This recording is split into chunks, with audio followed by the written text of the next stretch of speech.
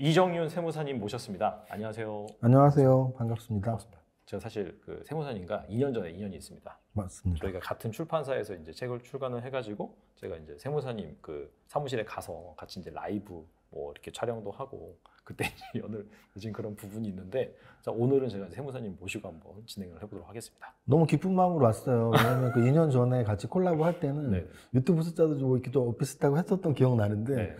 저는 그대로인데 우리 달란트님은 지금 채널이 막 2배 이상 커져갖고 네. 뭔가 좀 노하우를 배우고 싶어서 왔습니다. 아니, 저는 뭐 워낙 많은 패널분들이 참여해주시고 이제 영상 많이 찍어서 그렇게 된 거라서 아무튼간에 또 세무사님과 또 진솔한 투자에 대한 얘기 나눠보도록 하겠습니다. 근데 사실 1월 지금 증시가 한 작년 말까지만 하더라도 좀 부진했다가 최근에 좀 빠르게 반등을 하고 있잖아요. 2,400을 장중에 터치하기도 했는데, 그래서 이게 더 가나 아니면 여기서 또 조정을 받으려나 좀 궁금한 가장 중요한 포인트가 아닌가 좀 생각이 돼요. 그래서 증시 전망을 어떻게 하시는지 좀 궁금하거든요. 사실은 저는 일단 전망보다는 현재 위치를 정확히 좀 파악하는 게 중요한 것 같은데요. 말씀하신 것처럼 굉장히 좀 강하게 올라왔다라는 생각이 들어요. 왜냐면은 작년 연말 또는 올해 연초만 해도 거래소 지수 기준으로 2200을 살짝 깨고 이제 이거 전저점까지도 내려가나 막 이런 위기가 있었는데 1월 초 바로 시작하고서 한번 깰까 하다가 그로부터 어제까지 9일 연속 올랐거든요. 이게 거래소 지수가 뭐 2, 3일 연속 오르는 거는 뭐 그런가 보다 반등인가 보다 할 수 있지만 9일이나 올랐다라는 건 사실 우리들이 보통 갖고 있는 생각과는 다르게 움직인 거거든요. 보통 투자자들이라면 워낙 많이 들었을 거예요. 올해는 상저하고일 것이다. 또는 아직 금리 피크는 더 남아 있는 건 당연하죠. 2월달 금리가 지금 뭐 90% 이상으로 0.25% 올린다고 하니까 0.25 BP를 올린다고 한다는 얘기는 아직 피크가 남아있다는 얘기지만, 맞아요. 그럼에도 불구하고 여러 가지 좋은 시그널들이 있었죠. 예를 들면 CPI 지수 같은 경우에도 예상치보다 좀 낮게 나오면서 그때부터 이제 안심을 좀 우리가 가졌고, 실제로 월가의 투자자들이 안심을 갖다 보니까 연준 위원들이 오히려 그 반대로 야, 내년에 금리 인하는 없을 거야, 이렇게 뭐 겁을 주는 발언 정도가 나왔는데, 사실은 투자자들은 여전히 올해 금리 인상의 정점은 일단 찍을 건 거의 100% 확실하고요.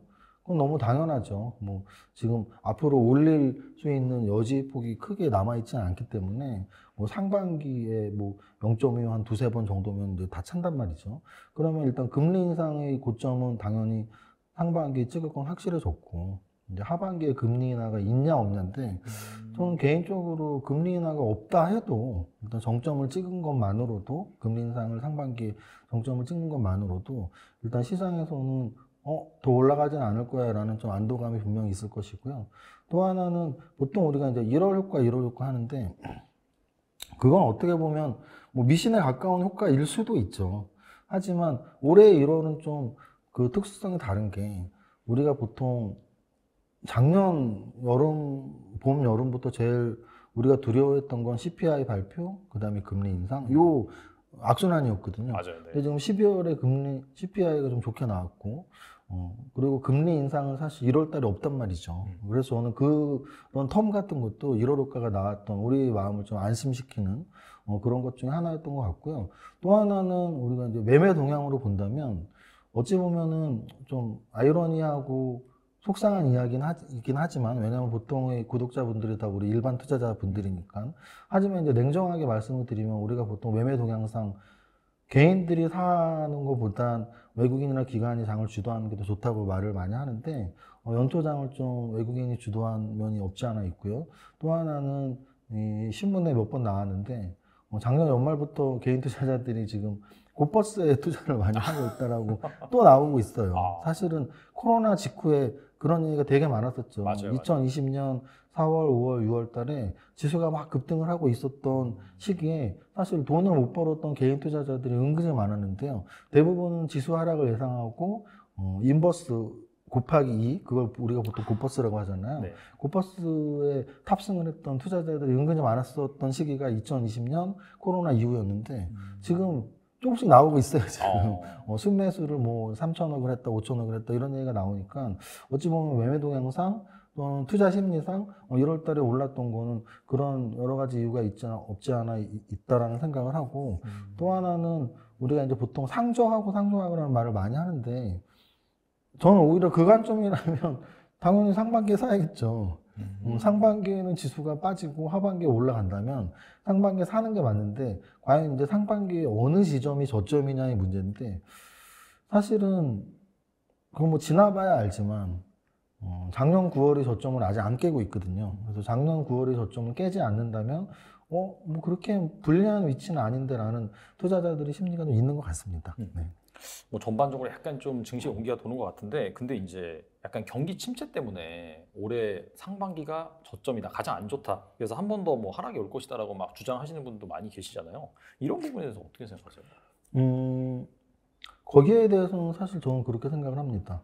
만약에 경기 침체가 상반기에 오기 때문에 주가가 더 떨어져야 된다라고 한다면 그거는 경기와 주가 지수가 동행을 해야 된다는 논리와 같은데 사실 주가 지수는 경기에 선행하는 지표거든요. 맞아요. 그래서 만약에 경기 침체가 예를 들어서 뭐 올해 하반기에 극심할 것이다 또는 뭐 내년 상반기에 극심할 것이다 라고 한다면 보통 이 주가 지수가 경기보다 6개월에서 1년 정도 선행을 하기 때문에 올해 하반기나 내년 상반기에 경기 침체가 극에 달할 것이다라고 한다면 올해 상반기가 주가 지수 저점이 맞는데요. 경기가 올해 상반기에 경기 침체일 것이다, 최저점일 것이다라면 이미 주가 지수는 바닥을 찍은 게 맞아야 되거든요. 그래요? 그런 관점에서 저는 과연 경기 침체가 올해냐 내년이냐인데 대부분의 그런 글들을 읽어보면 올해 상반기에 기업 실적도 악화될 것이고 경제 성장률도 악화되니까 주가지수도 빠져야 된다라는 글들은 사실 저는 이 타이밍상이 좀 모순이 아닌가. 올해 상반기가 경기 침체라면 이미 주가지수에는 어느 정도 반영이 됐고 그래서 작년 9월에 저점을 찍었죠. 그래서 작년 9월에 저점을 찍고 나서 지금 그 저점을 깨지 않고 지금 한 3개월 반 이제 1월 중순이니까 3개월 발이 흘렀는데 만약에 뭐 설 지나고 1월 말 또는 2월 말까지도 뭐 2,300, 2,400 나가서 2,500 정도에서 주가 지수가 유지가 된다면 전저점을 안 깨고 6개월, 5개월, 6개월이 유지가 되는 거거든요. 그 정도라면 만약에 한두 달이 지나서도 그 정도 위치에 있다면 작년 9월이 저점이었을 수도 있고 만약에 올해 경기 침체가 상반기에 찍는 게 맞다면 경기 침체의 최저점을 올해 상반기에 찍는 게 맞다면 작년 9월쯤 바닥을 주가지수가 찍은 것도 이 타이밍상 좀 타당하지 않나 저는 그런 생각을 갖고 있습니다. 이게 어떻게 본다면 작년에 하락한 게 올해 이제 상반기 경기 침체를 반영을 해서 사실상 선반영을 했다라고 볼 수가 있겠네요. 당연하죠. 무슨 뜻이냐면 그러면 그 선반영을 이 9월 바닥 직전에 고점을 예를 들어보면 고점은 재작년 2021년 7월이었거든요. 2021년 7월에 러시아 전쟁이 일어나지도 않았고 인플레이션이 그렇게 크지도 않았고요. 심지어 금리 인상이 시작도 안 했습니다. 금리 인상은 작년 봄에 시작했거든요. 러시아 전쟁도 작년 봄에 시작했습니다. 근데 우리나라 지수는 그 전해의 7월에 고점을 찍은 거죠. 맞아요. 그러면 결국은 주가 지수가 경기 동향의 한 6개월에서 1년 선행한다라는 걸 그 고점에서 또는 작년 9월의 저점에서 이렇게 학습 효과로서 이해를 한다면 올해 상반기에 경기 침체로 인한 거는 별로 두려워할 거 없다. 오히려 그 경기 침체가 올해 하반기나 내년 상반기까지 간다는 리포트를 보면 사실은 두려워해야겠죠. 네. 그런 관점에서 뭐 이렇게 상반기에 안 좋으니까 더 빠질 것이다. 그런 것보다는 그게 아니다라고 한다면 선반영을 했고 그런 관점에서 오히려 이럴 때는 약간 좀 종목이라든지 괜찮은 섹터를 잘 고르는 그런 관점에서 접근하면 좋겠네요. 막 두려운 수준은 아닌 것 같아요. 작년에 특히나 작년과 비교한다면 아마 올해 연초에 뭐 이런 신문에서의 경제 기사들 또는 리포트들의 내용들 중에 한 30%, 40% 정도는 작년보다는 올해가 낫다거든요. 근데 저는 그게 데이터상으로 당연하고 타당한 분석이라고 생각을 하는데요. 주식을 하다 보면 과거의 기록들이 미래에도 영향을 미치냐라고 뭐 질문하시거나 의구심을 갖는 분들 많이 있지만 저는 미친다라고 믿는 사람이거든요. 과거의 데이터가 미래에도 반복될 수 있다. 근데 어떤 데이터를 두고 작년보다 올해는 더 나쁘진 않을 것이다. 뭐 좋다는 확률적으로 떨어질 수 있지만 작년보다 올해는 결코 더 나쁘진 않을 것이다라는 거에 완전히 100% 동감을 하는 게 작년에 주가지수가 거래소가 한 25%, 코스닥이 한 30% 이상 빠졌거든요. 1년에 우리나라의 지수가 25%, 30% 빠졌던 해가 많지 않습니다. 그렇죠. 제가 주식을 20년 이상을 했는데요. IMF 때가 있었고요. 그리고 밀레니엄 파동 때가 있었고, 글로벌 금융위기 때가 있었어요. 그러면은 거의 10년에 한 번 있는 거거든요. 근데 그 1년에 20, 30% 빠진 게 작년이었거든요. 그러면 제가 말씀드렸던 IMF 또는 밀레니엄 파동 또는 글로벌 금융위기 그 다음해에는 어떠냐 하면 대부분 반등으로 올라섰습니다. 그래서 적어도 올해 반등이 나오지 않더라도 작년보다 더 빠져서 작년에 30% 빠졌는데 올해 뭐 30%, 40%가 빠질 리는 없다고 봐요. 그래서 적어도 작년만큼의 공포심을 갖고 시장을 대할 필요는 없다라는 말씀을 드리고 싶습니다. 알겠습니다. 그리고 제가 그 세무사님 방송을 보니까 좀 흥미로운 그런 말씀을 하셨더라고요. 네이버와 카카오는 좀 비교 대상이 아니다. 그렇게 말씀하셨는데 그 이유가 좀 궁금합니다. 이건 이제 뭐 제가 주식을 하면서 저는 지주회사하고 사업회사의 비교를 좀 많이 하거든요. 그래서 지주회사, 사업회사의 비교를 하면서 제가 쌓아놓은 데이터로는 저는 사업회사에 많이 투자를 하는 편이에요. 그 이유는 예를 들어서 이런 거죠. 지주회사, 사업회사의 구분은 아주 간단합니다. LG를 살래? LG에너지솔루션, 뭐 LG화학을 살래? LG에너지솔루션을 살래? 아니면 뭐 삼성물산을 살래? 삼성전자를 살래? 뭐 SK를 살래? SK이노베이션을 살래? 아니면 SK하이닉스를 살래? 뭐 이런 얘기거든요. 그랬을 때 과연 여러분들은 제가 말한 전자를 좋아하시는지 후자를 좋아하시는지 묻는다면 대부분이 후자를 좋아하실 거예요. 그렇겠죠. 지주회사와 사업회사의 장단점이 분명히 있는데 예를 들어 뭐 지분 경쟁이 붙는다든지 또는 배당 투자를 한다든지 이렇게 의결권에 관련된 이야기를 할 때는 사실은 지주회사가 맞아요. 지주회사가 사업회사보다 시가 배당률이 더 높은 경우가 대다수고요. 또는 의결권 분쟁이 붙었을 땐 당연히 지주회사가 훨씬 유리한 거죠. 투자자들한테. 근데 그런 경우는 좀 희박합니다.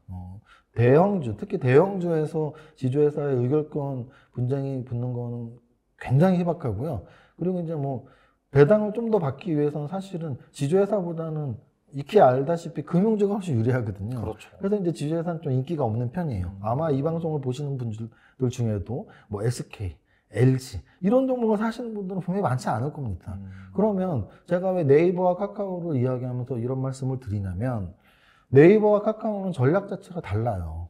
네이버는 자회사를 상장시키지 않았습니다. 네이버는 사업회사이면서 지주회사인 거죠. 비상장 자회사가 많이 있기 때문에 상장 자회사를 두진 않았다는 게 네이버의 가장 큰 특징이에요.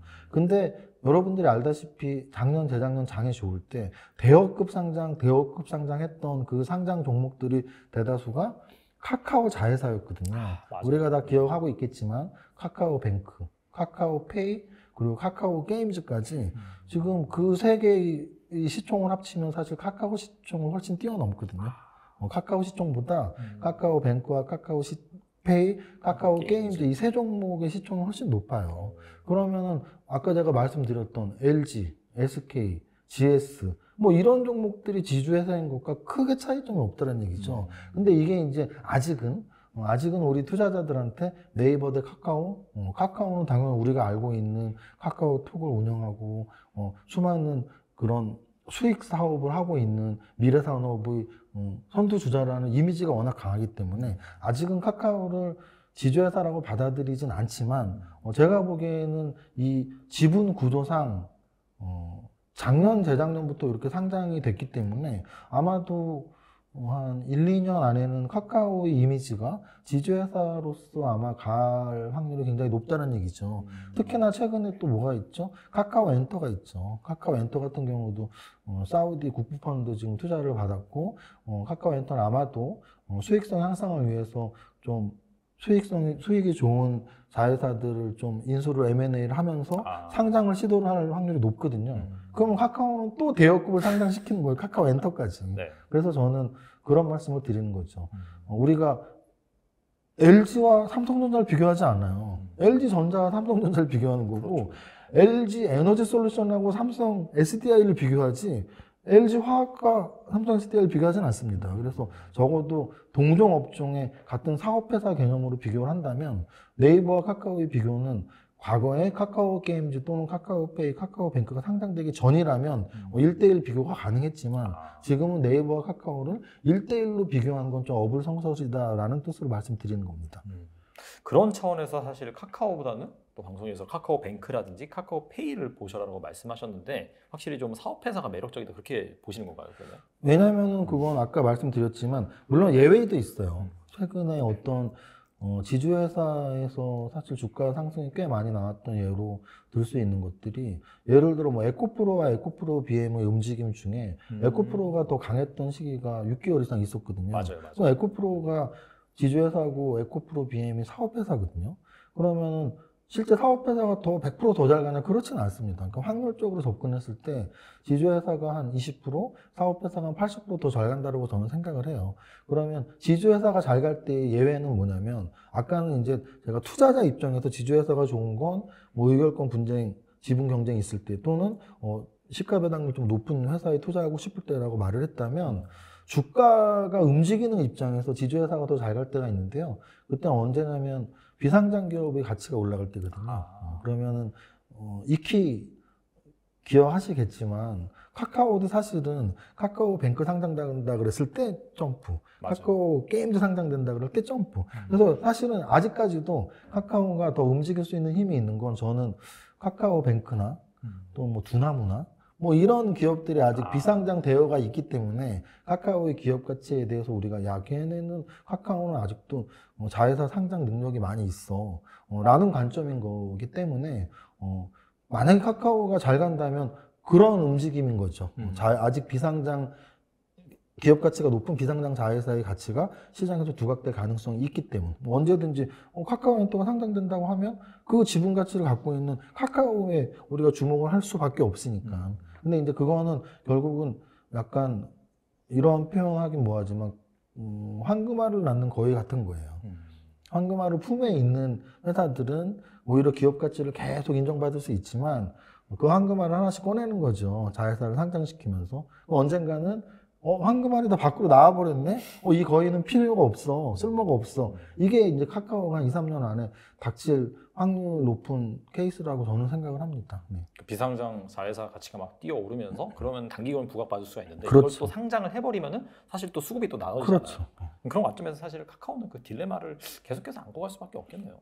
끊임없이 비상장 대여급을 상장시켜야 되는데 그건 한계가 있을 테니까요. 네. 언젠가는 우리가 LG와 SK의 재미없어 하듯이 LG 에너지 솔루션이나 뭐 SK 하이닉스를 사지 LG와 SK를 사는 분은 많지 않거든요. 저는 그런 관점으로 말씀을 드리는 겁니다. 네. 그래서 그런 것들을 좀 잘 생각하시면서 카카오 그룹의 비즈니스 모델이 좋은 거랑은 좀 별개의 문제이기 때문에 투자 관점에서는 잘 여러분들이 현명하게 판단하셨으면 좋겠습니다. 그리고 약간 방송에서 이건 약간 좀 사이즈가 작은 종목인 것 같아요. 코난 테크놀로지라고. 이걸 여러 번 언급하셨는데 최근 변동성 장세에 보니까 와, 2배 이상 올랐더라고요. 시장이 별로 좋지 않음에도 불구하고. 그래서 그 이유가 무엇인지 좀 궁금하거든요. 이게 뭐 방송에서 뭐 이 종목만 이렇게 언급하는 건 아니고요. 네네. 근데 대표적으로 대표성이 좀 있어서 말씀을 드렸던 거고, 제가 이제 관심 갖고 있었던 업종, 소위 뭐 업종 테마 저는 같은 의미로 쓰거든요. 또 같이 투자하시는 분들은 테마는 나쁜 말, 뭐 업종은 좋은 말 이렇게 생각할지 모르지만 테마라는 것 자체가 하나의 사건에 의해서 주가가 같이 움직이는 걸 테마라고 한다면 저는 뭐 업종 테마 뭐 구별 없이 쓰는 편이고요. 그래서 최근에 좀 작년 연말부터 올해까지 한 2, 3주 이상 연속성, 상승의 연속성 이게 굉장히 중요해요. 왜냐하면 어떤 재료가 나오면 하루나 하루 반 움직이다 꺾이는 것들이 꽤 있거든요. 근데 이제 하루나 하루 이틀이 아니고 뭐 일주일, 2주일, 3주일 이게 이제 상승의 연속성인데 작년 한 11월부터 지금 한 2달 정도 움직이는 상승의 연속성을 보여준 테마 중에 AI 관련주들이 있습니다. AI 관련주가 처음에 움직였던 종목이 이제 솔트룩스였고요. 솔트룩스, 뭐 셀바스 AI, 뭐 이런 AI 관련주들 뭐 시총 한 1,500억, 2,000억, 3,000억 이런 애들이 움직였었는데 그게 이제 저기 때문이었죠. 챗 서비스, GPT? 뭐 그 챗 서비스가 이제 어찌 보면은, 그 언론의 제목들이 좀 자극적으로 나왔습니다. 구글의 검색 서비스보다 뭐 더 앞으로 바빠질 것이다. 우리는 그것을 이용하게 될 것이다. 그래서 그것들의 내용을 이렇게 읽어보면, AI 챗 서비스예요. 우리가 어떤 질문을 했을 때 계속 인공지능이 대답을 해주면서, 그게 이제 음성 기술하고 접목이 되면 더욱더 우리가 이제 편리해지는 거죠.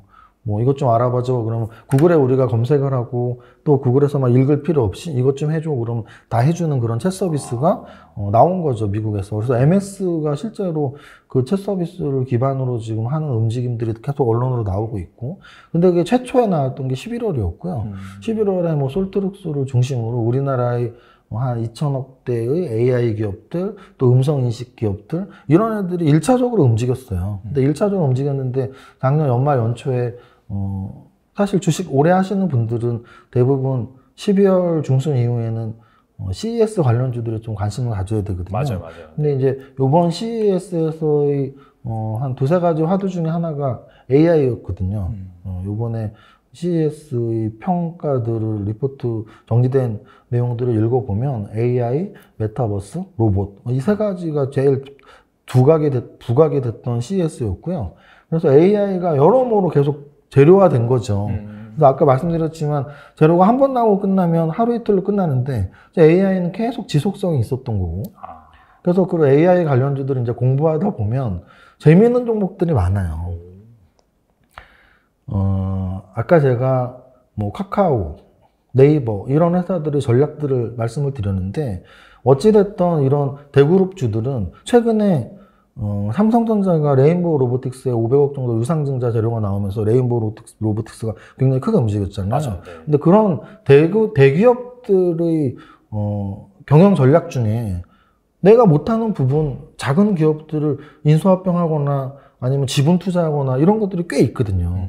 그러면 우리나라의 AI에 사실은 대기업이 안 끼면 안 되죠. 당연히 그렇죠. 껴야 됩니다. 그러면 AI 기술에 낄 만한 회사들은 뭐가 있을까 한다면 당연히 뭐 삼성전자나 LG전자, IT 기업들, 그다음에 이제 플랫폼 서비스를 하는 네이버나 카카오, 아니면은 통신 기술이 기반인 SK텔레콤이나 KT, 요 정도로 우리가 집약시킬 수 있어요. 예를 들어서 철강주가 AI를 기반으로 뭔가 일을 하지 아니라는 거 우리는 다 알고 있단 말이죠. 적어도 IT, 플랫폼, 통신사 뭐 이런 애들이 분명히 할 거란 얘기죠. 그러면은 이런 애들이 AI 기업에 지분 투자를 하고 있다면 굉장히 좋은 거잖아요. 그러면 저는 AI 기업들을 쫙 리스트업을 하고 그들 중에서 대기업과 연관되어 있는 애들을 추려보는 거죠. 그러면 호난테크놀로지 같은 경우는 2대 주주가 SK텔레콤이고 3대 주주가 한국항공우주예요. 그리고 오늘 녹화일 기준으로 지금 이틀 연속 어제는 20%, 오늘은 15% 오는 종목이 알체라라고 있는데요. 알체라 같은 경우는 2대 주주가 스노우인데요. 스노우는 네이버의 100% 자회사예요. 제페토를 운영하는. 그럼 네이버가 간접적으로 지분 투자를 분명히 하는 회사고요. 또 바이브 컴퍼니라는 회사가 있는데 바이브 컴퍼니도 역시 카카오가 한 8%, 9%의 지분 투자를 한 2대 주주거든요. 그럼 AI가 필요한 대기업에서 AI 기술을 갖고 있는, AI 소프트웨어 기술을 갖고 있는 회사에 지분 투자를 했다. 그러면 우리는 분명히 주목할 만한 이유가 있다라는 거죠. 그렇게 접근을 하면 뭐 AI 관련주에서 이런 것들이 있다. 뭐 그런 걸 제 유튜브에서 말씀을 드리는 거죠. 이게 약간 로봇으로 시작이 되는데 사실 로봇도 잘 알고 보면은 또 AI와 관련된 섹터이고 그렇죠. 그런 부분들이 또 대기업들이 지분 투자한 그런 연결고리가 생기면서 그런 주식들도 같이 좀 부각을 받고 있는 상황이다. 그렇게 볼 수가 있겠네요. 맞습니다. 예를 들어 로봇 쪽도 유사한데요. LG전자 같은 경우는 이미 뭐 로보티즈나 이런 종목들을 통해서 지분 투자를 하거나 또 아예 LG그룹에 편입시킨 로봇주들이 한두 개가 생겼고 삼성전자 이번에 로봇 관련해서 레인보우 로보틱스 유상증자했고 심지어는 현대차 같은 경우는 보스턴 다이내믹스라는 미국의 굴지 로봇 기업을 이미 인수합병을 했단 말이죠. 그러니까 결국은 자금력이 있는 대기업들이 그 산업에 진입을 하고 싶을 때 오늘부터 연구해 이게 아니고 연구가 돼 있는 근데 좀 딜을 해보니까 우리 회사가 될 만한 이런 회사 1차적으로는 지분 투자를 하고 2차적으로는 최대 주주가 되는 거거든요. 그래서 그런 기업들을 좀 신기술 중소형주라면 더욱더 이런 지분 관련이 있는지를 좀 우리가 판단을 해놓으면 좋은 투자 종목 선정 사유가 되지 않을까 생각을 해봅니다. AI는 아직 시장에서는 막 그렇게 주목하지 않는 것 같은데 확실히 약간 그런 연결고리가 있기 때문에 뭐 단기간 많이 올랐으면 물론 조정이 나올 수 있겠지만은 관심을 가지고 좀 지켜볼 필요가 있겠네요. 그래서 제가 뭐 지금 중소형주의 종목을 구체적으로 언급을 했지만 그런 이유 때문에 한 거고 결국은 선봉했을 것들은 대부분이 대형주라는 건 우리는 알고 있습니다. 그렇죠. 반도체도 당연히 삼성전자랑 SK 하이닉스가 있으니까 반도체 소부장이 있는 거고요. 근데 반도체 소부장이 50개, 100개 정도 되거든요. 그 얘기는 우리나라의 삼성전자, LG전자, 현대차가 로봇에 참여를 한다고 이미 선언을 한 이상 우리나라에 2천억, 5천억, 1조짜리 로봇 기업이 이제 30개, 50개가 되는 건 시간 문제고요. 몇 년 안에. 또 AI가 그렇게 중요한 시대를 살고 있기 때문에 AI 중소형주들이 2천억, 3천억, 5천억짜리가 20, 30개가 되는 건 이제 시간 문제라는 얘기죠. 그래서 중소형주에 미리미리 좀 관심을 갖자는 뜻입니다. 대형주가 진입을 이미 했으니까. 그렇죠. 네. 그리고 게다가 약간 매크로 환경 보면은 유동성이 지금 상당히 좀 제한적이잖아요. 그런 상황에서 막 대형주를 끌어올리기보다는 약간 그 밑에 단에 있는 그쪽으로 또 쏠릴 수 있는 그런 부분도 아무래도 그런 이유도 있죠. 네. 삼성전자가 레인보우 로보틱스에 유상증자 참여해서 로봇 기업을 뭐 품에 안는다고 해서 삼성전자 주가가 올라가는 건 아니거든요. 그렇죠. 그렇게 생각하시면 됩니다. 알겠습니다.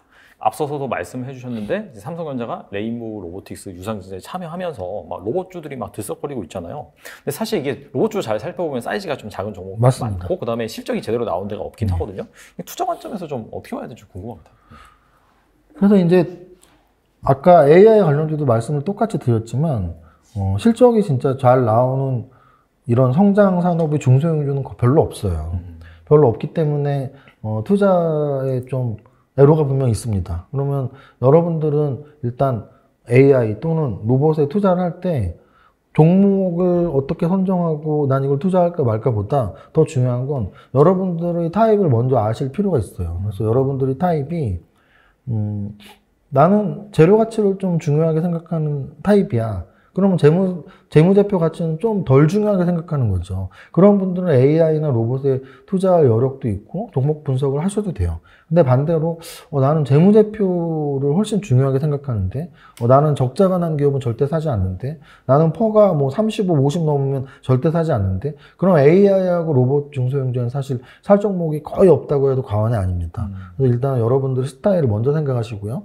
그럼 이제 두 번째로는 그럼 나는 재료 가치를 중요하게 생각하니까 그럼 AI나 뭐 로봇 관련주 좀 볼까?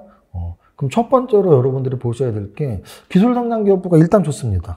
아까 삼성전자가 유상증자로서 선택한 레인보우 로보틱스 사실은 로봇 관련주에서 몇 안 되는 기술 성장 기업부였거든요. 그럼 기술 성장 기업부라는 얘기는 두 가지로 우리한테 위안을 줍니다. 첫 번째는 적자 지속이더라도 관리 종목이나 상장 폐지가 될 확률이 훨씬 낮아지는 거죠. 맞아요. 네. 기술성장 기업부는 예외 사항이기 때문에 기술성장 기업부가 아니라면 적자 지속이 3년, 4년 지속될수록 관리 종목 또는 상장 폐지 가능성이 굉장히 높아지는데 기술성장 기업부는 그렇지 않습니다. 예외 상장, 특례 상장을 했기 때문에 그래서 그게 첫 번째 재무제표를 못 믿더라도 기술성장 사업 보면 그나마 한 수 접을 수 있다는 거. 두 번째는 그거죠. 기술이 있으니까 기술성장을 상장을 했겠죠. 재무제표가 좋지 않은데 상장을 시켰어? 나중에 문제 생길 수 있죠. 왜 상장시켰는데 그래도 이 회사는 당장은 매출이 없지만 기술이 워낙 좋습니다. 뭐 이런 거로 인증을 받고 상장이 결정된 거기 때문에 적어도 이런 성장 산업에 투자할 때 나는 그럼 재무제표는 안 봐도 돼 라고 할지라도 첫 번째는 기술성장 기업부에 좀 투자하는 게 좋고요. 두 번째는 아까 말씀드렸지만 대기업들하고의 관계성. 이 관계성은 두 가지가 있어요. 하나는 지분 투자. 그래서 아까 말씀드렸던 제가 AI 쪽에서 코난 테크놀로지, 알체라, 바이브 컴퍼니 이런 건 이제 지분 투자가 같이 있었던 애들이고 또는 협업을 했던 경험이 있는 애들. 특히 이 협업은 로봇 관련주에서 꽤 있는데요. 왜냐하면 우리나라 같은 경우는 사실 로봇 산업이 지금은 휴먼 로봇, 서비스 로봇이 훨씬 발전을 해야 되는 분야인 건 맞지만 과거까지만 해도 발전했던 분야는 산업용 로봇이었고요. 우리나라에서 산업용 로봇이 가장 많이 쓰였던 산업은 반도체 산업이에요. 그럼 우리나라에서 반도체 산업의 1등 대장주는 삼성전자고 네. 그럼 당연히 삼성전자하고 산업용 로봇의 협업 관계를 했던 회사들이 분명 있을 거라는 거죠. 또는 현대차랑 자동차 산업의 협업 관계를 했던 애들도 있을 것이고 LG전자와 협업 관계가 이루어졌던 애들도 있을 겁니다. 그래서 그들 중에서 찾아보는 게 보다 좋지 않을까. 왜? 아까도 말씀드렸지만 결국은 로봇 산업과 AI 산업을 선도할 것은 대그룹들이에요. 근데 그 대그룹들이 선도를 하지만 우리가 삼성전자가 우리나라 최고의 반도체 완성품 제조업체라고 해서 삼성전자만 모두 투자하지 않거든요. 오히려 뭐 2천억짜리, 5천억짜리, 1조짜리 굉장히 탄탄한 강소기업 반도체 소부장에 투자하는 분들이 더 많은 수익을 내는 경우도 있단 말이죠. 그래서 앞으로 로봇이나 AI도 아까 말씀드린 대로 삼성전자, LG전자, 카카오, 네이버, SK텔레콤, KT 이런 애들이, 현대차 이런 애들이 집중하겠지만 그들의 시총에서 우리가 얘가 예를 들어 며칠 전에 삼성전자 케어 로봇 올해 뭐 연내 출시한다 이런 재료 나왔지만 삼성전자의 주가에는 그런 게 영향을 미치지 않아요. 네, 맞아요. 그래서 그러면 삼성전자의 케어 로봇과 관련돼 있는 종목이 뭐지? 이게 훨씬 더 중요한 종목 선정 기법이라는 거죠. 네. 그리고 이제 장기간 주도주로 자리했던 2차 전지 주식이 최근엔 약간 좀 힘을 못 쓰고 있는 상황이에요. 그래서 뭐 대장주라고 불리는 뭐 LG 에너지 솔루션이라든지 뭐 소재 중에서는 뭐 포스코 케미칼이라든지 좀 단기 조정을 받은 상황인데 2차 전지는 좀 어떻게 보시는지 좀 궁금합니다. 좀 굉장히 뭐 질문하시면서 답이 다 들어있는데요. 네. 단기적으로 조정을 받았습니다. 저는 네. 이제 어떤 전망을 할 때 늘 현재의 위치를 제일 중요하게 먼저 생각하고 전망을 하는데요. 현재의 위치는 2차 전지는 조정을 받고 있는 위치에 있습니다. 그러면 그 전엔 어땠냐? 작년 한 여름 정말 우리나라 지수가 작년에 1월에 폭락 한번 하고 6월에 한번 폭락하고 9월에 폭락하고 3번 폭락을 했는데요. 그 3번의 폭락에서 뭐 삼성전자도 꼬꾸라지고 현대차 꼬꾸라지고 대부분의 업종의 대장주들 다 꼬꾸라졌었는데 유일하게 꼬꾸라지지 않았던 작년 9월까지도 딱 버티고 있었던 애들이 LG 에너지 솔루션, 삼성 SDI 이 두 종목이었거든요. 근데 이 두 개가 9월 이후로 한 10월, 11월 지나면서 연말에 가까워지면서 주저앉았단 말이죠. 거기에는 아마도 미국의 IRA 관련 재료들이 호재로서 또는 그의 악재로서 좀 반영이 됐던 것 같아요. 왜냐하면은 작년 여름에 지수가 안 좋았지만 그들이 버틸 수 있었던 건 미국에서 IRA라는 조약을 발효를 했는데 그게 이제 내용을 잘 읽어보면은 미국 자국 기업들을 보호하기 위한 그런 조약이고요. 그래서 그 내용들을 읽어보면 특히 두 가지 업종 2차 전지랑 에너지 관련주들 요것들에 대한 보조금 내용이에요. 근데 어떤 회사들의 보조금을 주느냐, 미국 기업들 또는 미국에서 생산되는 원자재를 이용하는 기업들 또는 미국에서 완제품을 생산하는 기업들 여기에 국한되거든요. 그럼 이거는 어느 쪽을 죽이는 법이었냐면 중국 기업을 죽이는 법이었어요. 그럼 중국 기업을 죽이면 상대적으로 반사이익은 우리나라였단 말이죠. 그렇죠. 그래서 2차 전지들이 작년 가을까지 지수가 꺾였음에도 굉장히 좋은 움직임을 보였던 거고요. 근데 그 이후에 이제 조금씩 흐름이 바뀌면서 미국, 중국이 좀 뭐 만난다더라, 뭐 좀 좋아진다더라, 뭐 이런 내용들이 나오면서 상대적으로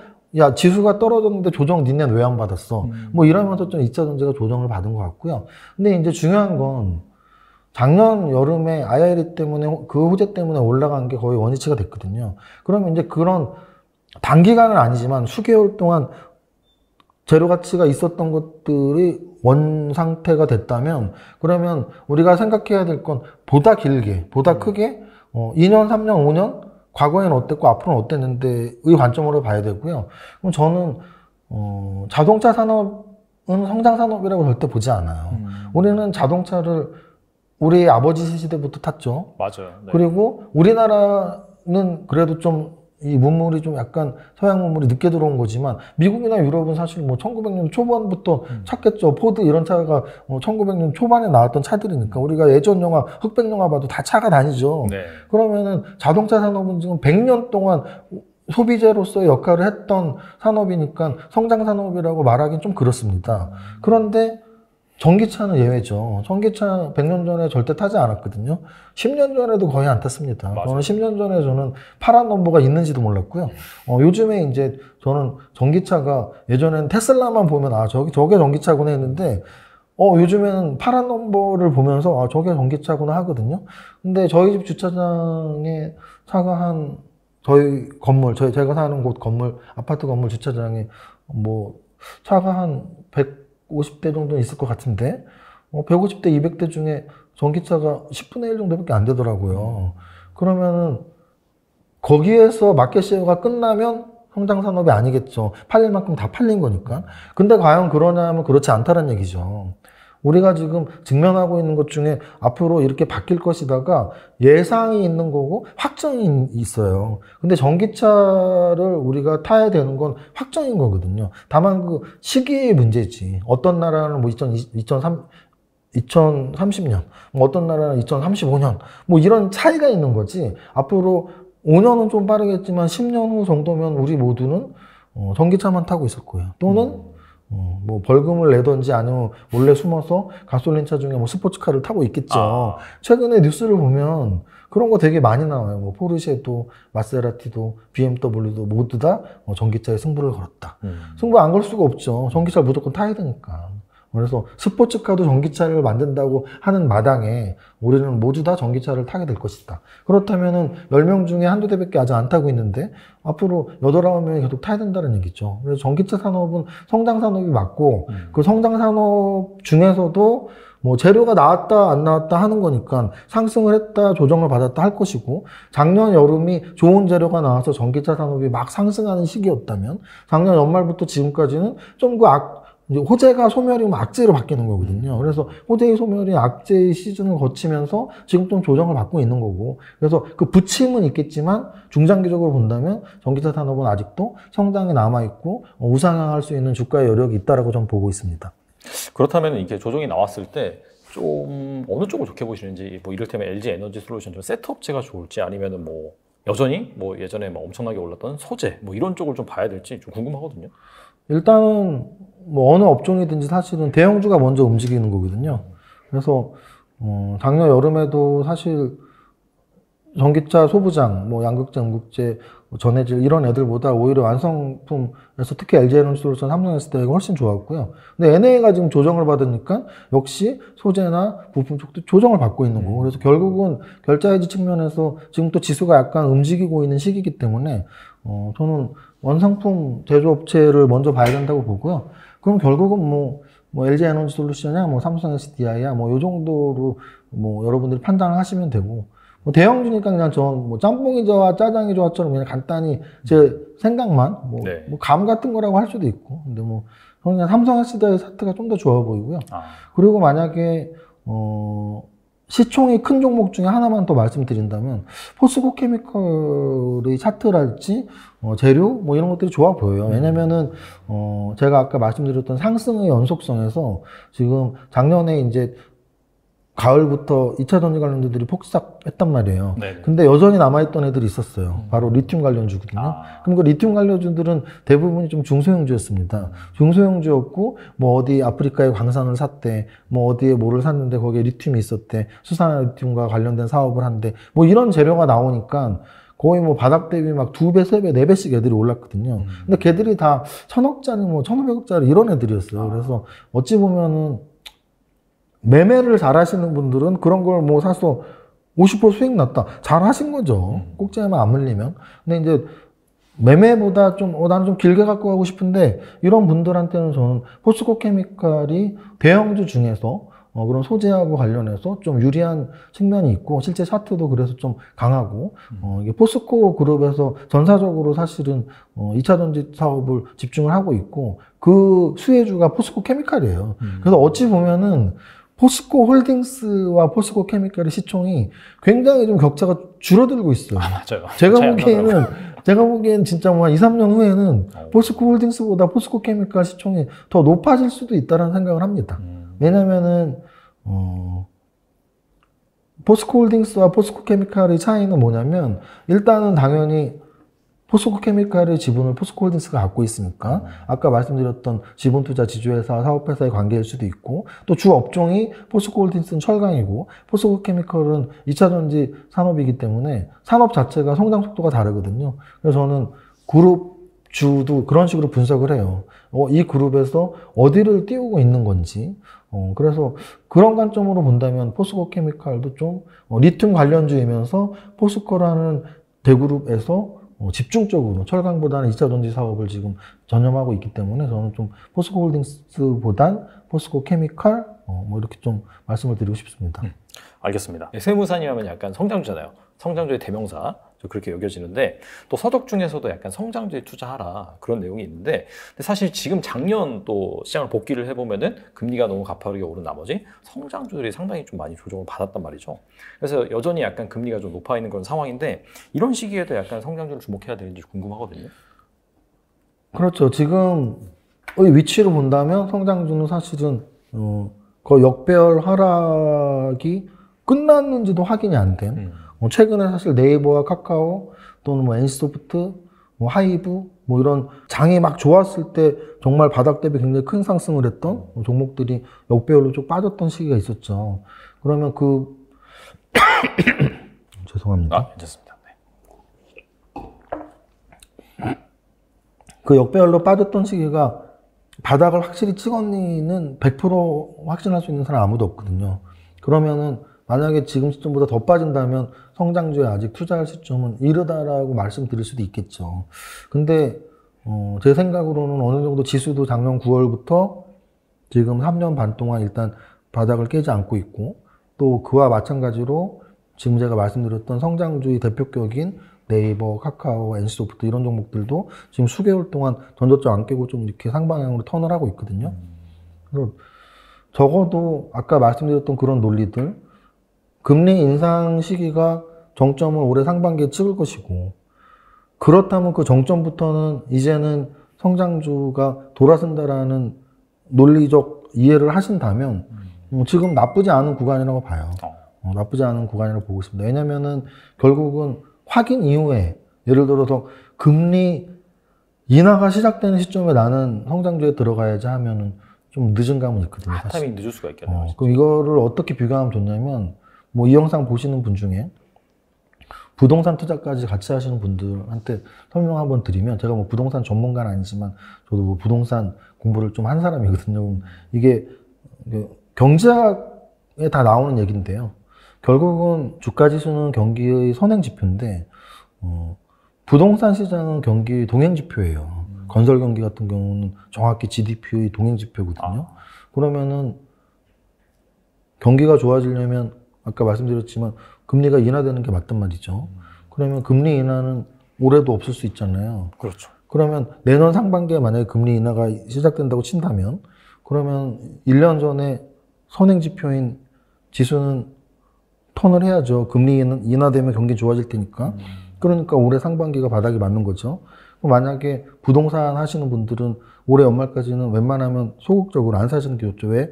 아직 금리 인하가 시작도 안 했으니까. 경기 동행지수니까. 그런 관점으로 설명을 이해를 하신다면 성장주 같은 경우는 사실은 이 경기 선행지표인 지수와 가깝다라고 보시면 돼요. 그래서 좀 미리 사시는 게 좋다라는 말씀을 드리는 겁니다. 네. 알겠습니다. 약간 좀 길게 본다라고 한다면 어차피 이제 올라간 금리가 뭐 내려가겠죠. 언제 내려갈지 모르는 거긴 한데 그런 관점에서 지금 사실 금리가 거의 고점 레벨에 도달했기 때문에 지금부터 슬슬 관심을 가져가는 게 어떨까 또 생각을 해보고요. 또 그 다음에 성장주에서 또 텐베거가 나온다라고 이제 말씀하셨잖아요. 대표님이 개인적으로 보시기에 약간 텐베거가 나올 만한 뭐 산업이란지 섹터는 뭐로 보시는지 궁금합니다. 사실 오늘 제일 많이 언급했던 로봇 AI는 뭐 많이 언급을 했으니까 그 두 가지를 포함해서 언급 안 한 쪽으로 한 2개 정도 말씀을 드린다면, 첫 번째는 당연히 자율주행 쪽이고요. 아까 제가 전기차는 반드시 이루어져야 된다. 그 교환 소비, 뭐 대체 소비 이렇게 표현할 수 있는데요. 가솔린 차를 우린 다 타고 있죠. 사실 뭐 거의 전 국민이 마이카 시대니까 다 타고 있다고 보면 그 대수 중에 10대 중에 9대가 가솔린인데, 이 가솔린이 대체돼야 돼요. 뭘로? 전기차로. 법적으로도 그렇고. 자, 그러면 과연 자율주행은 법적으로 대체돼야 되냐? 그렇지 않습니다. 그렇지 않죠. 언제 뭐 우리가 봤습니까? 법으로 자율주행 안 타면 큰일 난다고? 자, 그런데 과연 대체될 것이냐의 문제에서 전기차는 반드시 돼야 된다면 자율주행은 대부분 바꿀 것이다라는 게 제 추측이에요. 왜냐하면 자동화라는 걸 우리는 정말 무시 못 하거든요. 그렇죠. 직접 손빨래 하는 사람 없죠. 다 세탁기가 돌리죠. 직접 먼지 쓰는 사람은 요즘 없죠. 다 진공청소기가 돌리고 있죠. 그게 자동화거든요. 그러면 우리는 과연 차를 탔을 때 지금은 내가 운전을 해야지 내가 마음이 편하지, 차를 어떻게 믿어. 근데 자율주행이 보편화가 되면서 야, 운전대를 안 잡고 저 사람 저렇게 편하게 자기 할 일 하면서 차가 움직인다고? 그러면은 대부분의 사람들은 자율주행에 대한 니즈를 갖고 있을 것이고요. 마치 우리가 유선전화만 쓸 때 무선전화가 훨씬 비쌌단 말이에요. 제 어렸을 때 기억이 나거든요. 카폰이라는 게 처음 나온 무전자일 텐데 차에서만 쓸 수 있는 건데 거의 뭐 벽돌만 했어. 근데 그 당시에 그게 차값이 아마 반 정도 됐을 거예요. 차값이 뭐 1,000만 원인데 이게 뭐 300만 원 그랬거든요. 근데 그거를 부자들은 했단 말이죠. 왜? 편하니까. 선이 없는 차에서 통화가 가능하니까. 그러면은 그 비싼 카폰도 그 당시에 부자들이 썼는데 자율주행이 시작되고 우리가 차에서 기사 없이 나도 운전을 안 하면서 무언가를 할 수 있는 차가 생긴다면 아마도 돈 있는 분들은 대부분 자율주행으로 바꿀 것이고요.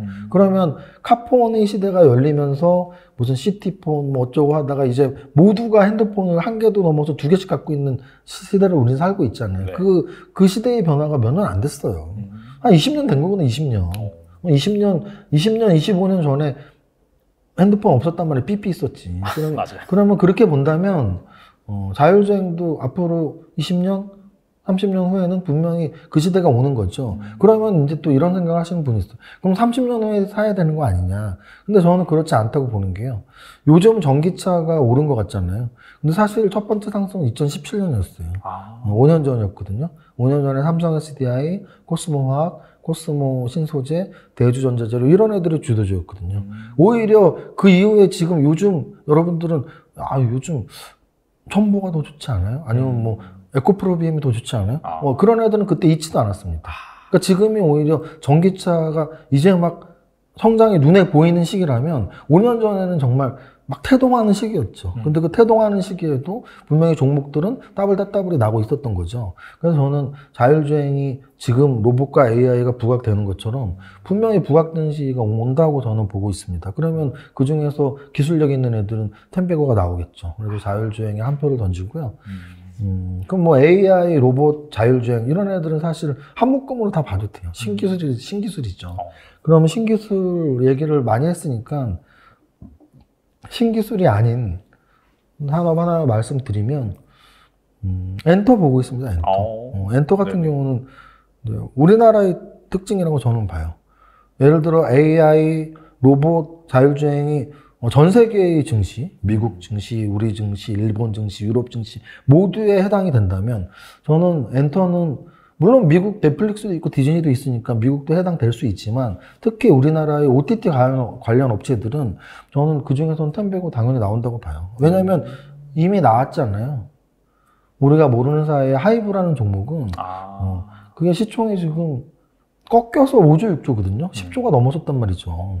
그러면은 제2의 하이브, 제3의 하이브가 안 나오리라는 것보다 저는 나온다고 보거든요. 왜냐하면 한류라는 게 끝난 게 아니고요. BTS의 인기는 아직도 유효하고 물론 군대를 갔지만 하이브의 주가가 쉽게 꺾이지 않더라고요. 오히려 하이브는 최근 한두 달 동안 뭐 멤버들 개개인이 활동하고 그룹이 활동 안 한다라고 나왔던 그 저점보다 훨씬 올라와 있거든요. 그러면 그 하이브에 대한 믿음은 결국은 한류에 대한 믿음이거든요. 그런 관점으로 본다면 또 다른 보이그룹, 걸그룹이 어딘가에서 나올 것이고 그들이 세계적인 그룹이 된다면 시총 2천억짜리가 2조가 될 수 있겠죠. 왜 안 되겠어요?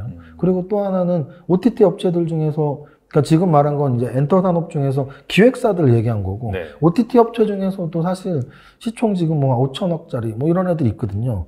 근데 그 5천억짜리가 처음부터 5천억은 아니었단 말이죠. 1,000억, 2천억짜리가 5천억, 1조가 되는 건데요. OTT 업체도 저는 계속 보고 있는 게 결국은 넷플릭스에서도 우리나라의 드라마가 인기를 끌고 그게 선순환이 되면서 계속 넷플릭스 투자를 하고 그래서 최근에 넷플릭스의 신작들을 보면 한국 신작 비중이 굉장히 높아요. 근데 이제 디즈니 플러스도 그것을 따라하고 있더라고요. 디즈니 맞아요. 플러스도 작년에 뭐 우리나라의 뭐 카지노라는 드라마 또는 올해 이제 가장 기대가 가장 많이 되는 드라마로 무빙을 꼽고 있는데 카지노, 무빙 이것들이 다 한국 드라마라는 얘기죠. 그래서 저는 세계의 OTT 업체인 뭐 우리나라의 티빙이나 뭐 왓챠 이런 거 말고 세계의 OTT 업체인 양대 산맥인 넷플릭스하고 디즈니 플러스에 공급되는 드라마들이 우리나라의 드라마 비중이 압도적으로 높고 제작비도 뭐 100억에서 300억, 500억까지 지금 터지고 있거든요. 그러면 그런 것들 중에 글로벌한 히트작들이 나온다면 그 제작사들은 사실은 중장기적으로 봐서는 템베거가 나올 수도 있는 거죠. 그래서 엔터주를 이런 신기술 산업이 아닌 신문화 사업으로 저는 좀 보고 싶습니다. 네. 말씀을 들어보니까 약간 최근에 웹툰 관련 주식도 되게 핫한데 거기서 뭐 가지고 있는 IP를 가지고 또 이렇게 드라마 제작사가 또 만들고 그런 관점에서 또 그런 쪽으로 확장을 또 시켜볼 수도 있겠네요. 그렇죠. 웹툰, 웹소설 관련주들이 사실은 떴던 이유들이 여러 가지가 있는데요. 그 중에 가장 큰 이유는 방금 전에 말씀드렸던 디즈니 플러스 또는 뭐 넷플릭스 이런 OTT 업체의 드라마의 원작들이 웹툰, 웹소설인 경우가 너무 많은 거죠. 그러니까. 사실 작년에 여러분들 뭐 다 재밌게 봤던 뭐 재벌집 막내 아들 이런 게 이제 웹소설의 대표 주자였고요. 제가 아까 말씀드렸던 올해 제일 기대되는 신작이 무빙이라고들 하는데 강풀 웹툰 강풀 작가 원작이거든요. 그래서 우리가 익히 알고 있는 히트된 영화들 또는 히트된 드라마들이 웹툰 웹소설 원작이 워낙 많기 때문에 그런 의미로 이제 웹툰 웹소설 관련주들인 DNC 미디어나 뭐 미스터 블루나 뭐 이런 핑거 스토리나 신규 상장주죠. 요런 애들이 또 바닥 대비 막 2배씩 올라가고 엄청 많이 봤죠. 네, 그래서 그런 선순환들, 웹툰, 웹소설 사이트를 운영하는 관련주들 또는 그거를 원작으로 해서 만드는 제작사들 뭐 이런 것들이 같이 올라가고 있는 거죠. 이제 그런 쪽은 우리나라가 확실히 경쟁력이 있는 것 같아요. 맞습니다. 뭐 반도체나 2차 전지도 뭐 글로벌 1, 2를 다투지만은 뭐 이런 쪽도 확실히 1, 2를 다투는 그런 분야이기 때문에 잘 보시다 보면은 또 길게 봐서 또 좋은 종목들이 많이 나올 거라고 생각이 됩니다. 그리고 이제 유튜브 멤버십을 또 운영하고 계시잖아요. 그래서 이제 주로 여기에서 이제 어떤 내용이 다뤄지고 또 가입을 하면 어떤 혜택이 있는지 궁금하거든요. 저는 어쨌든 저희 유튜브의 기본 영상은 매일 이제 장 마감 영상이 나가요. 하루에 한 10분, 15분. 그건 당연히 이제 모두가 볼 수 있죠. 그래서 슈퍼게이밍 이세무사 TV를 운영한 입장에서 유튜버로서 제가 마감을 어떻게 분석하는지를 매일 보여드리는데 이제 한 달에 한 번씩 제가 오프라인 강연회를 해요. 한 달에 한 번씩 강연회 하는 것을 녹화로 촬영한 것을 우리 멤버십 회원님들한테 전용으로 보여드리고요. 왜냐하면 거기에서는 이제 종목 선정하는 것들을 보여드리니까 종목 선정을 뭐 매일 제가 하지 않고 한 달에 한 번 하니까 그거를 멤버십 분들한테 보여드리고 또 하나는 제가 이제 제가 쓴 책들의 자풀 서명 또는 이렇게 굿즈를 뭐 컵이나 이런 걸 만든 게 있어요. 그래서 그런 제가 100억 부자를 되게 유튜브에서 많이 말씀을 드리는데 100억 부자가 인쇄된 컵이나 또는 뭐 100억 부자 다이어리 이런 것들이 있는데 이제 멤버십 회원 가입하시면 그런 사인 책이나 아니면 그런 굿즈 또는 한 달에 한 번씩 하는 그 성장주에 투자하라 종목 선정하는 방법의 영상 이런 걸 제공하고 있습니다. 확실히 오늘 나와서 말씀해 주신 것도 상당히 디테일한 부분까지 잘 캐치해서 말씀해 주시니까 또 멤버십에 가입하신다면은 또 여기서 추가적으로 뭐 더 중요한 정보 얻어갈 수 있으니까 잘 보시면 좋을 것 같고 오늘 나와주셔서 정말 좋은 말씀 많이 해주셨는데 끝으로 이 투자자분들을 위해서 한 말씀만 부탁드립니다. 네, 일단은 사실은 우리 투자자분들이 떠난 분들도 꽤 있어요. 사실은 많죠. 제 주변에 만약에 코로나 이후에 10분이 들어오셨다면 거의 뭐 3, 4분, 많게는 5분은 떠난 것 같아요. 그러면은 우리가 그런 생각을 해봐야겠죠. 언제 가장 사랑이 많고 언제 가장 사랑이 적냐면 당연히 손실 보고 바닥에 가까워진 또는 바닥을 살짝 지나갔을 땐 투자자들이 별로 없을 것이고 모두가 이익 보고 막 주가가 올라가고 또는 고점 가까워지는 또는 고점을 찍고 내려가는 그 시기는 사랑이 많을 겁니다. 그럼 적어도 지금 투자자들이 떠난 이 시점은 고점은 아니라는 거예요. 자, 그 다음 그럼 이제 저점이냐 해서 계속 말씀드리지만 저점을 작년 9월에 찍었을 확률이 예를 들어 한 30, 40% 정도 된다고 보거든요. 그러면 그 저점을 안 깰 거니까 지금은 그렇게 우리가 소위 말하는 쫄려 있는 상태일 필요는 없죠. 용기를 가지시면 되고요. 반대로 그럼 만약에 저점을 안 찍었다면 이제 그게 우리가 제일 두려워하는 부분인데 그렇다고 해도 아까 말씀드렸지만 작년만큼의 폭락은 없다라고 뭐 100% 단언하진 않지만 95%는 단언할 수 있어요. 왜냐면은 작년에 1월에 한 10%, 6월에 한 10%, 9월에 한 10% 빠졌거든요. 1년에 3달이 10%씩 빠졌던 적이 거의 없습니다. 정말 10년에 한 번 있는 하락이었고요. 그럼 올해도 그렇게 하락이 난다? 그럼 거래지 수준은 뭐 한 1,500씩 가야 되는데 그럴 일은 없다는 얘기예요. 그래서 지금은 우리가 좀 겁을 낼 위치보단 바닥을 찍었거나 또는 안 찍었다 한들 뭐 한 2,000원 정도에서 찍지 않을까요? 그럼 지금 뭐 2,300 요 정도면 우리 30%도 버텼는데 10% 하락하는 거를 겁낼 필요는 없겠죠. 그래서 조금 내가 계속 투자해도 되나? 오히려 지금은 떠날 생각을 하기보단 조금 더 전열을 가다듬고 정비를 하고 스스로를 좀 주식 투자에 대한 용기를 가질 텐데, 그럼 용기는 뭐 무대뽀로 하나 그럼 내일부터 뭐 100% 풀매수해야지, 이게 용기가 아니고요. 자기 자신에 대한 확신이나 또는 종목 선정에 대한 기법 공부를 해나가야지만 용기가 생기는 거니까 여러분들 스스로를 믿으시고 종목 선정 공부 열심히 하시면 좋겠습니다. 네. 확실히 작년보다는 올해 시장이 또 여건상이나 또 지수 레벨상으로는 편안하게 좀 투자할 수 있는 그런 시장이 될 것 같고, 하지만 뭐 그렇다고 해서 뭐 코로나 때처럼 막 상승장이 온다 그런 게 아니라 그렇죠. 네, 상대적으로 나아진다는 관점에서 또한 또 제한적인 유동성이 쏠릴 만한 좋은 섹터라든지 좋은 투자 아이디어 주셨기 때문에 여러분들이 추가적으로 잘 공부해 보시고 또 유튜브 채널 운영하고 계시니까 거기서 좋은 정보 얻으셨으면 좋겠습니다. 네, 지금까지 이정윤 세무사님 나와주셔서 감사합니다. 네, 감사합니다.